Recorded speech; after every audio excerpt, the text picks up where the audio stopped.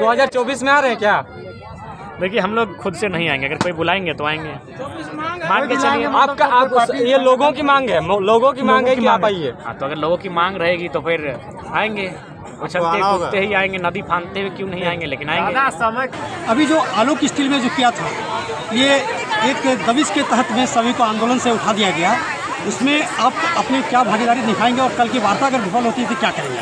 देखिए कल की अगर वार्ता विफल होती है तब लोग फिर से आंदोलन के लिए बात करेंगे और बिल्कुल तब तक गेट चलता जाम रहेगा जब तक एक ग्रामीणों की मांग में सुनी नहीं जाती। बड़ा दुर्भाग्य लगता है। हम लोग कैसे लोकतांत्रिक भारत में हम लोग कैसे गर्व करते हैं कि दुनिया का सबसे बड़ा संविधान भारत के पास है, दुनिया की सबसे पॉलिटिकल व्यवस्था भारत में, हम लोग सिर्फ गर्व करते हैं, दिखावा करते हैं, जबकि धरातल में लोकतंत्र जैसा शब्द कहीं नहीं है, ना धरातल पर संविधान का अनुपालन हो रहा है। अगर वास्तव में हो रहा है तो मैं मीडिया बंधु जो कि लोकतंत्र के चौथे स्तंभ है और जिन्होंने समाज को हमेशा आईना दिखाया, मैं उनके माध्यम से हुक्मरान के साथ साथ तमाम लोगों को जो लोग संविधान की दुहाई देते हैं और ये गर्व करते हैं कि भारत का संविधान दुनिया का खूबसूरत और बड़ा संविधान है, उसी संविधान का जो आर्टिकल 21 है, जो हमारा मौलिक अधिकार है, उसमें साफ साफ लिखा है right to life and privacy. इसको हम लोग हिंदी में कहेंगे देही के प्राण की स्वतंत्रता। प्राण की स्वतंत्रता का मतलब है यदि कोई वहाँ कंपनी स्थापित हो, कंपनी तो दूर की बात है, यदि कोई हॉर्न बजा रहा है, गाड़ी का अगर हॉर्न बजा रहा है, अगर उस हॉर्न से अगर हमें कोई बीमारी उत्पन्न होगी या फिर ऐसा लगता है कि हमारे जान को डिस्टर्ब होगा तो उस हॉर्न को बंद करने का हमको राइट है, क्योंकि हमारा मौलिक अधिकार है। तो सोच सकते हैं आज जो कंपनी रोंगटा कंपनी स्थापित है, पहला बात तो रोंगटा कंपनी ने जमीन यह कहा के लिया है कि वहाँ लकड़ी का काम होगा, वहाँ आपका धागा सुइया धागा सूता का काम होगा, और वहाँ वो क्या कर रही है, आयरन एंड स्पंज बना रही है, और वो तो ठीक है, लेकिन उसके बाद जो धुआं आ रहा है, हमने गाँव का सर्वे किया है, हम चाहेंगे मीडिया जगत के तमाम बंधु वहाँ जाकर सर्वे करें। खेती जो है वो काली हो चुकी है, वहाँ के चावल काले हो चुके हैं, वहाँ के साग सब्जी काले हो चुके हैं, और एक बच्चा जो बहुत दर्दनाक कह सकते हैं, मासूम सा 8 साल का बच्चा, इतना बड़ा उसका चेहरा फूल जाता है कैंसर के कारण और वो मौत हो जाता है। और एक बच्चा देखें उसका मैंने गुप्त अंग में हुआ है, पीछे गुप्त जो भाग है शरीर का, वहाँ देखें चीर फाड़ हुआ है।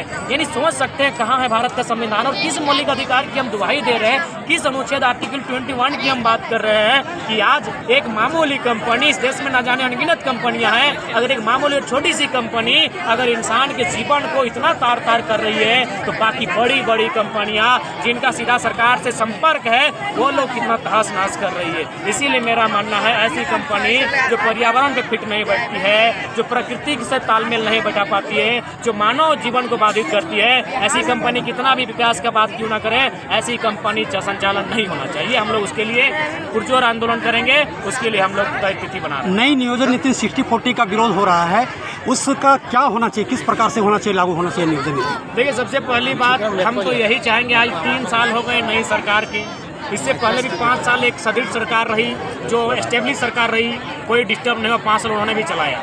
तो इनके पास मुझे लगता है इनकी मंशा साफ नहीं है।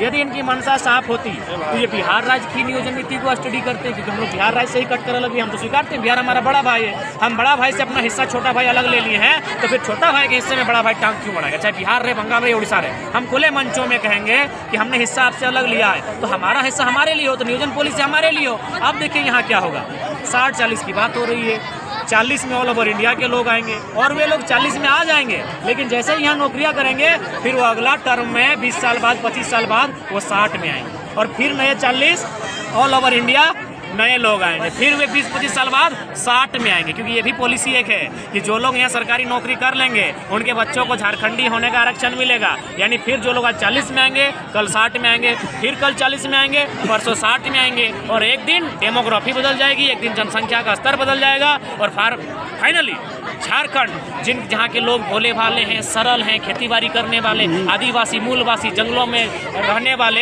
ये लोग चले जाएंगे। आज ही देखिए ये कोलियरी क्षेत्र है, यहाँ का कोयला का खादान जिन जमीनों में वो किन की ज़मीनें हैं, मूलवासी आदिवासियों की ज़मीनें हैं, लेकिन उस कोयले से लाभ किनको मिला है उसका सर्वे किया जाए, मैक्सिमम अन्य राज्यों के लोग हैं। तो इसी प्रकार झारखंड के लोग अगर पॉलिसी ढंग की नहीं बनती है तो सदैव ठगे जाएंगे। इसीलिए आज हम लोग चाहते हैं कि झारखंड लोग एकजुट रहें और पहले पॉलिटिकल रिफॉर्म करें, अपने मत का सदुपयोग करें और अपने विधायकों को अपने घुटने पर रखें, अपने मत का पावर का इस्तेमाल करें। और नहीं तो मुझे लगता है आने वाले दिन अगर झारखंड के लोग अपने आप को, अपने जंगलों को, अपने ज़मीन को बचाना है तो उन्हें बहुत बड़ा उल्लंघन करना है। क्षेत्रीय भाषा में हिंदी, इंग्लिश, उर्दू और संस्कृत को डाल दिया गया है, क्या इस क्षेत्रीय भाषा में रहना चाहिए? बिल्कुल नहीं रहना चाहिए। सभी भाषा का हम सम्मान करते हैं, क्योंकि हर भाषा का हम लोग कहीं ना कहीं प्रयोग करते हैं। अपने जीवन में हम लोग अंग्रेजी का भी प्रयोग करते हैं, हिंदी का भी प्रयोग करते हैं, उर्दू का भी करते हैं, संस्कृत का भी करते हैं, लेकिन वे क्षेत्रीय भाषाएं नहीं है। क्षेत्रीय भाषा उन्हें कही जाती हैं जो किसी राज्य विशेष में बोली जाती है, किसी जिला विशेष में बोली जाती है, लेकिन जो कम से कम आधे भारत में बोली जाती है, कोई भाषा संपूर्ण भारत में बोली जाती है, कोई विदेशों में बोली जाती है, वो कभी क्षेत्रीय भाषा हो ही नहीं सकती है। तो मुझे नहीं लगता है कि यहाँ की जो गवर्नमेंट है उनकी जो सोचने की शक्ति है वो काम कर रही है। अंग्रेजी हद है यार, एकदम हद है, और हंसने का विषय है अंग्रेजी यहाँ की क्षेत्रीय भाषा।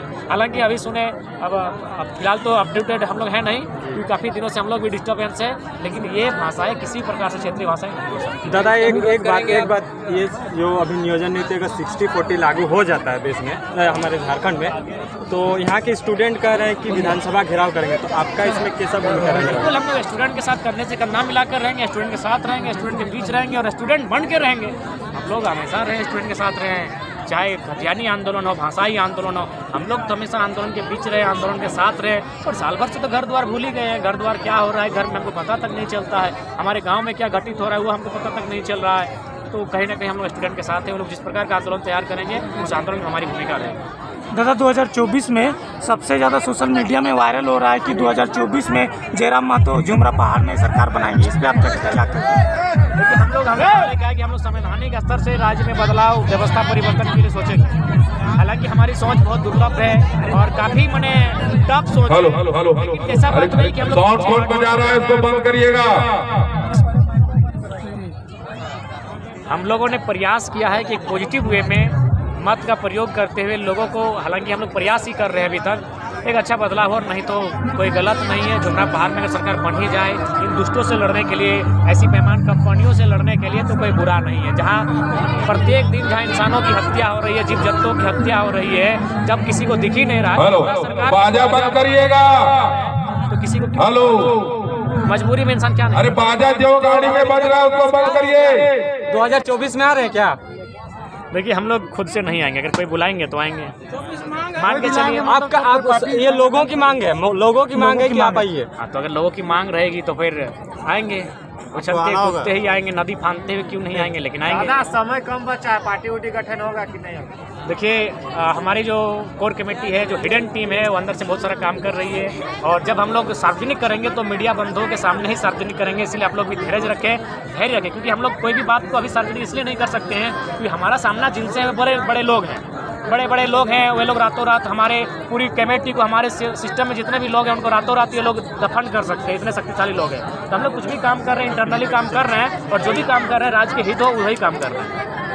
आपके संगठन की ओर से रामगढ़ उपचुनाव जो हुआ उसमें किनको योगदान मिला था? देखिए, हम लोग चूंकि इस उपचुनाव में हमने पहले ही कहा था, अगर हम लोग का अगर कोई योगदान डायरेक्ट इनडायरेक्ट रहेगा ही तो 24 में रहेगा, फ्रेश रहेगा, और हम लोग उस पर कायम हैं। चलिए, जवाब ठीक है।